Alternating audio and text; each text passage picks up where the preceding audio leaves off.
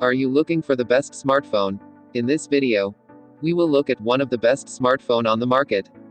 Before we get started with our video, we have included links in the description, so make sure you check those out to see which one is in your budget range.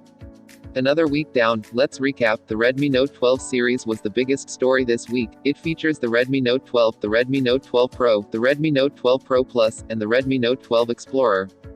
The 12 Pro, Pro Plus and Explorer all pack MediaTek Dimensity 1080 chips, while the vanilla 12 relies on a Snapdragon 4 Gen 1. All four have 6.67-inch 120Hz AMOLED displays. All four except the Explorer have 5000 mAh batteries.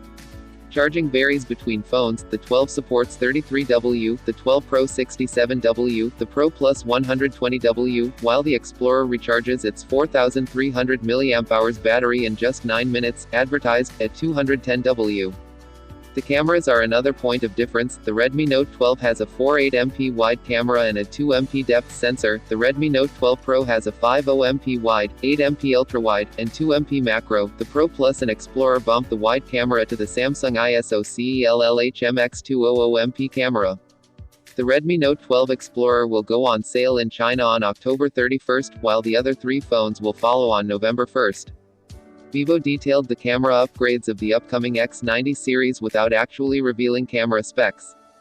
Developed by Vivo itself and partner Zeiss, the X90 series will focus on improving portrait and night photography. The ultra-clear image quality engine is a super-resolution algorithm that uses a virtual model of the lens to recover around 35% of the information that was lost due to optical imperfections. A multi-frame mode is available to improve image quality and dynamic range even further. This is especially useful for a periscope lens.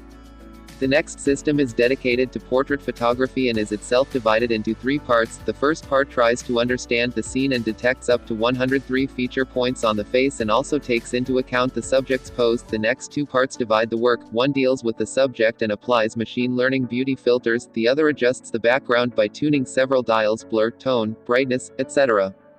There is another dedicated system, this one used for low-light photography. The maximum sensitivity has been doubled and the camera can reach ISO 100-2400. The system is good enough to capture a photo of a starry night sky without a tripod or a long exposure, Vivo says.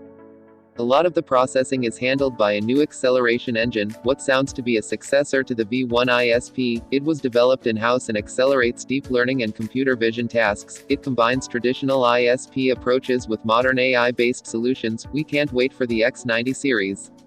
Samsung seeded the One UI 5 and Android 13 update to the Galaxy S22 series. The company added a ton of new customization features, both automatic and manual, to get your phone and watch looking just the way you want it.